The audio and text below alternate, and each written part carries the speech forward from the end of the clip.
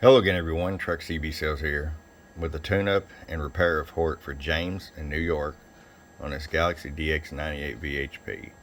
James got it all repaired for you, ready to go. You smoked all 8 MOSFETs in the amp section. So while we had it out, we went ahead and put the more robust ERF 2030 pluses in. Definitely makes it a tougher radio. So let's just get right to it and I'll show you where we're at. RF power all the way down, 100 watt slug. Set you at 5 all the way down, James, just in case you decide to run a 6 pil or 8 pil, you get full adjustability. 45 all the way up. And I'm going to show you average power swing. Hello, a little better than 100 bird average. 250 watt slug in PEP. Hello, about 249.99 peak.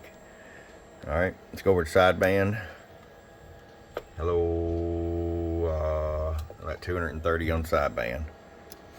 Alright, James, it's ready to come to you. Hope you enjoy it. From your friend Truck at www.truckscbsales.com. Bump bump.